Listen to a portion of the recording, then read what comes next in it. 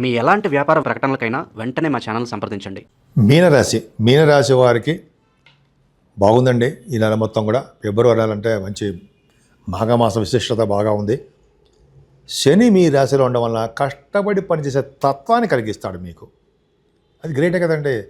మిమ్మల్ని కష్టపడి చేస్తుంటాడు, మిమ్మల్ని మంచి మనుషులుగా తీర్చిదిద్దుతాడు. అది ఏలిన ప్రభావం కదా. అంత విపరీతంగా మిమ్మల్ని చంపేయడు కానీ బట్ చిన్న చిన్న ప్రాబ్లమ్స్ కలిగిస్తాడు, చిన్న అవరోధాలు కలిగిస్తూ ఉంటాడు. సమయం పట్ల భోజనం కదా, సమయం పట్ల ఏ పనైనా సరే చేయడానికి కొద్దిగా బద్ధకం కలిగిస్తూ ఉంటాడు. ఏం భయపడకండి, అన్నీ మంచి జరుగుతాయి. ఏదైనా ఫైనాన్షియల్గా కుటుంబ పరంగా ఏమాత్రం ఇబ్బంది పడరు. ధనప్రాప్తి కలుగుతుంది, అదృష్టము ఐశ్వర్యం కలుగుతుంది. అంతేకాకుండా మీరు యాంకరింగ్గా ఉన్నా, అదే పాటలు పాడేవారిగా అంటే గాయకులుగా ఉన్నా కూడా మీకు మంచి యోగమే. ప్రయాణాలు అధికంగా చేస్తారు, దగ్గర ప్రాంత ప్రయాణాలు చేస్తూ ఉంటారు, తోబుట్టువులు కలుస్తూ ఉంటారు. అంతేకాకుండా ప్రత్యేక నైపుణ్యత కలవారుగా ఉంటారు. వార్తా సంస్థలో పనిచేసే వారికి విశేష ప్రతిభ కనబరుస్తూ ఉంటారు. అది గొప్ప అదృష్టం అండి. తెలివితేటలు ఎక్కువ ఉంటాయి, జ్ఞాపశక్తి అధికంగా ఉంటుంది.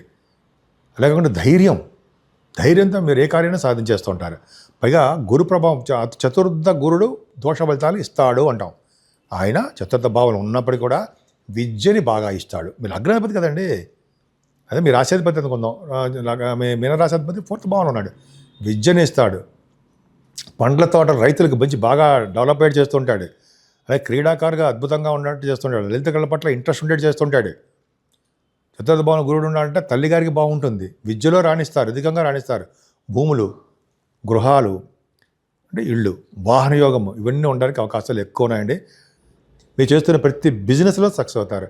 ముఖ్యంగా మీరు చేస్తున్నటువంటి ఉద్యోగాల్లో కూడా బాగా డెవలప్మెంట్స్ ఉంటాయండి. ముఖ్యంగా బ్యాంకింగ్ రంగంలో ఉన్నవారికి, విద్యా సంస్థల్లో ఉన్నవారికి, ఇంకా చెప్పాలంటే మీ సాఫ్ట్వేర్ రంగ ఉద్యోగస్తులకి, గవర్నమెంట్ సంబంధించిన ఉద్యోగస్తులకి చాలా చాలా చాలా బాగుంటుంది. మీరు చాలామంది కూడా ఒక టెంపుల్స్కి అధికారిగా ఉంటారు, దేవాలయాలకి అధికారిగా కూడా ఉంటారు. మీరు చెరువులు, బావులు తవ్వించడము అదృష్టం అండి, అది కూడా మీకు అదృష్టంగా ఉంది. అంతేకాకుండా మీరు చేస్తుంటే ప్రొఫెషనల్గా థ్రిల్లర్ బాగా డెవలప్ అవుతారు, అంటే ఉన్నతంగా రాణిస్తారని అర్థమవుతుంది. ఇంత చెప్పినట్టుగా బ్యాంకింగ్ రంగంలో. అంతేకాకుండా ఆడిటర్స్లో కూడా బాగా సక్సెస్ అవుతారు. మ్యూజిక్ రంగంలో అంటే సంగీతంలో ఉన్నవారికి, సంగీత డైరెక్టర్స్లో అంటే మ్యూజిక్ రంగంలో ఉన్న డైరెక్టర్స్కి, వాళ్ళకి డైరెక్టర్సే కదండి అందరికీ కూడా చతుర్థ భావం గురుడు వలన శాంతి, ప్రశాంతత, డెవలప్మెంట్స్, ఆదాయము, కంఫర్టబుల్నెస్, హాయిగా ఉండేట్టుగా తత్వం మీరు ఉంటారు. ఈ సంతాన విషయంలో ఏమాత్రం ఇబ్బంది పడండి. చక్కటి సంతానం ఉన్నారు, సౌకర్యవంతంగా ఉంటుంది. పుత్రికా జననం మీకు కలగడానికి అవకాశాలు ఎక్కువ ఉన్నాయి. స్టాక్ మార్కెట్లో కూడా ధన సంపాదన ఉంటుంది. కొంతమంది కూడా వాళ్ళ జాతకాల రీత్యా లాసులు వస్తాయి, కొద్దిగా జాగ్రత్తగా చూసుకోండి. ఏదైనా మీ కేతువు మిమ్మల్ని కాపాడతాడండి. అంటే ఆరంభంలో ఉన్న కేతువు శత్రు భయం లేకుండా, రుణ భయాలు లేకుండా, అంతేకాకుండా రోగ భయాలు లేకుండా మమ్మల్ని భయం అంటే అర్థం ఏంటంటే వాడి దీర్ఘకాల రోగాలు లేకుండా కాపాడుతుంటాడు. హాస్పిటలైజేషన్ కాకుండా, శత్రువుల వల్ల మీకు ఇబ్బంది కలగకుండా భగవంతుని మిమ్మల్ని కాపాడుతాడు కేతువు. అందుకే గణపతి ఆరాధన చేసిన వారికి శత్రు భయం ఉండదు, సేవకాజనం ఉంటారు. కానీ భార్యాభర్తల విషయంలో చిన్న చిన్న మనస్పర్ధలు, కోపతాపాలు, చిన్న చిన్న ప్రాబ్లమ్స్ ఉండడానికి అవకాశం ఉందండి. కొంచెం జాగ్రత్త చూసుకోండి, అది చిన్న ఇదే. కానీ మీకు లా రిలేటెడ్ సంబంధించిన విషయాల్లో గెలుస్తారు, ఫేవరబుల్ రిజల్ట్స్ వస్తాయి. అంతేకాకుండా మీకు శనీశ్వరుడు అంటే గురుదృష్టి ఉండడం వల్ల మీ రాశి వారికి, పైగా మీకు అష్టమాధిపతి 9th హౌస్ లార్డ్ కూడా అయ్యాడు కాబట్టి 12వ భావం ఉండడం వలన దూర ప్రయాణాలు చేస్తారు. ముఖ్యంగా మీకు సడన్ గెయిన్స్ ఉంటాయండి. పూర్వీక సంబంధించిన ఆస్తిపాస్తులు వస్తాయి. అలాగే లా రిలేటెడ్ సంబంధించిన ఇందాక చెప్పినట్టుగా సక్సెస్ అవుతారు. ఉన్నత విద్య రీత్యా మీరు విదేశాలకు వెళ్తారు. ముఖ్యంగా మీనరాశిలో చెప్పదగ్గ అంశం ఏంటంటే డాక్టర్స్ ఎవరైతే చేస్తున్నారో, డాక్టర్స్ వృత్తి, ఎంబీబీఎస్ వృత్తి కాదండి, కోర్సు.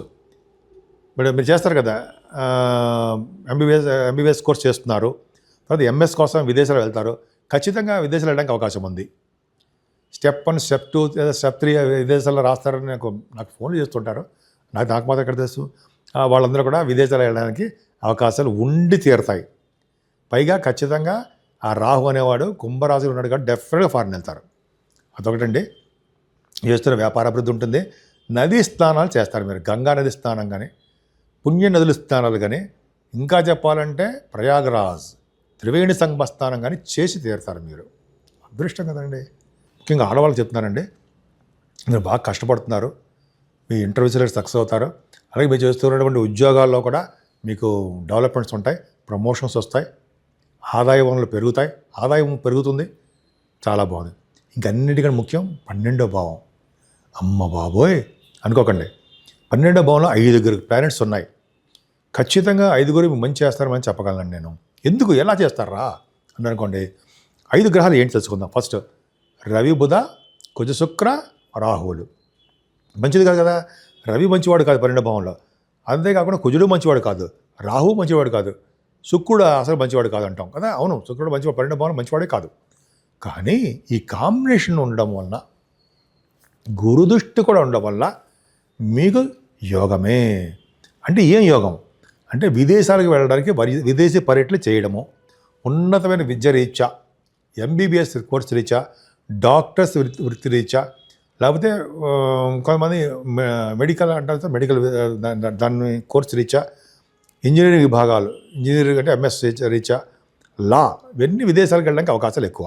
మీ షూటింగ్ల రీత్యా విదేశాలు వెళ్తారు. అలాగే ధనాదాయం ఎంత ఉందో అంతకంటే ఎక్కువగా ధనం ఖర్చు అయిపోతూ ఉంటుంది. అదొకటి ఉంది. అంతేకాకుండా పుణ్యక్షేత్ర దర్శనాలు, పుణ్యనది స్నానాలు, ఫారిన్ కంట్రీస్ వెళ్ళడాలు, విమానాల్లో తిరగడాలు, ఇవన్నీ మీకు ఉంటాయి. అధికంగా ధనం ఖర్చు అవ్వడము, అలాగే మీకు ఫారిన్ కంట్రీస్ ఖచ్చితంగా ఉండడము, తీర్థయాత్రలు, గంగా స్నానాలు చేయడము, ఉన్నతమైన విద్య రావడము, అలాగే అనేక రకాల శుభాలు జరుగుతూ ఉంటాయి. దానికి తగ్గట్టుగా ఖర్చులు కూడా అధికంగా ఉంటాయి. సో అదన్నీ పక్కా పెడితే అసలు ఈ నెలలో చేయవలసిన కార్యక్రమాలు ఏంటయ్యా అని అన్నారనుకోండి. ఇది అత్యంత పరమ పవిత్రమైనటువంటి మాసం, మాఘమాసం. 12 మాసాల్లో కన్నా అత్యంత పవిత్రమైన మాసం మాఘమాసం. మాఘమాసంలో చేసే స్నానం చాలా పవిత్రం. అలాగే దానం, ఈ రెండింటికి ప్రాముఖ్యత ఉందండి. అంతేకాకుండా పౌర్ణమి కూడా వస్తుంది, మాఘమాస పౌర్ణమి. మాఘమాస పౌర్ణమి 1వ తారీఖు అనుకుంటా. ఆ రోజు చేసే స్నానాలు సంకల్పపూర్వక స్నానం. సంకల్పపూర్వక స్నానం అంటే మీరు ఎక్కడున్నారో, ఏ ప్లేస్లో ఉన్నారో, మీ గోత్రనామాలు ఇవన్నీ చెప్తారు, మీకు తెలిసిందే.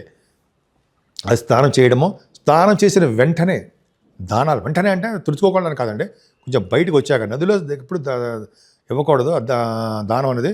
కొంచెం బయటకు దూరంగా వచ్చి వేద పండితులకి దానం చేయడము. వస్త్రదానము చాలా ఇంపార్టెంట్. వస్త్రదానం అనేది చేయడం వల్ల మళ్ళీ వస్త్రం కట్టుకోకుండా ఉంటారు, అంటే మళ్ళీ పుట్టవలసిన అవసరం లేకుండా ఉంటారని. దీపదానం ఒక గొప్ప అదృష్టం అండి. చిన్న వెండి ప్రమిదలో దీపదానం చేయండి. నువ్వులు అంటే తిలదానం చేసిన వాళ్ళకి జనరల్గా అంటే తిలాహ పాప హరాహ అంటాం కదా. తిలాహ పాప హరాహ అంటే తిలదానం చేసిన పాపాలు హరిస్తాయని కదా, అంతే కదా. పైగా అఘ అంటే అంటే వద్దు, అఘ అంటే పాపాలు అంటాం, అంటే పాపాలు మనకు వద్దు అంటాం కదా. మాఘమాసంలో చేసిన ఏ పుణ్యం చేసినా పాపాలు మనకు అంటావు. మంచి పనులు చేయాలి, పాపాలు మనకు రావు, పుణ్యాలే వస్తాయి. అలాగే దానము, ఇందా చెప్పినట్టుగానే చిన్న కొద్దిపాటి బంగారము, వెండి, వీలుంటే ఇత్తడి అంటే కంచు పాత్రలు దానం ఇవ్వడము. సుగంధ ద్రవ్యాలు చేస్తే మనం గంధర్వలోక ప్రాప్తి అంటాం కదా. ఈ విశ్వావసన సంవత్సరం ఇదే కదండి, గంధర్వరాజు పరిపాలిస్తున్నాడు కదా. గంధర్వరాజు ఉండే లోకాలకి వెళ్తాం మనము. అలాగే గోదానం, అన్నదానం విశేషమైన ఫలితాలు ఇస్తాయి. అన్నిటికన్నా ప్రాముఖ్యత ఏంటంటే అమావాస్య రోజుని మనం అంటే జనరల్గా ప్రయాగరాజ్ స్నానం అంటే త్రివేణి సంగమ స్నానం చాలా పవిత్రం. అమావాస్య రోజుని 300 కోట్ల నదీ జలాలు, తీర్థాలు ప్రయాగరాజ్లో అంటే నదిలో కలవడం వలన, త్రివేణి సంగమంలో కలవడం వలన అత్యంత పవిత్రత ఉంటుంది. ఎవరైతే ఆ రోజు స్నానం చేస్తారో విష్ణులోక ప్రాప్తి కలుగుతుందని.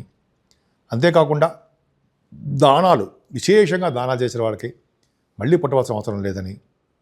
నువ్వులు దానం చేసిన వారికి ఇంత చెప్పినట్టుగా బ్రహ్మలోకం కాదండి, మన స్వర్గలోక ప్రాప్తి కలుగుతుందని శాస్త్రాలు చెప్తున్నాయి. ఇవన్నీ కూడా పద్మ పురాణంలో ఉంది, కాబట్టి చూసుకోండి. అంతేకాకుండా మనకి మాఘ పురాణంలో కూడా ఉంది. మన గురువుగారిలో ప్రత్యేకించి మనకు చెప్తున్నారు కదండి, అంతకంటే మనం నమ్మమా? ఖచ్చితంగా నమ్ముతాం. సో ఏమాత్రం అవకాశం ఉన్నా స్నానాలు, దానాలు ఇంపార్టెంటే. 12 మాసాల వల్ల అత్యంత పవిత్రమైన మాసము మాఘమాసం ఒక్కటే. అదే ఈ మాసంలో కూడా పెళ్ళిళ్ళు శుభకార్యాలన్నీ ఈ మాసంలోనే చేస్తారు. ఏమాత్రం అవకాశం ఉన్నా ఈ సద్వినియోగం చేసుకుంటారని మనస్ఫూర్తిగా కోరుకుంటున్నాను.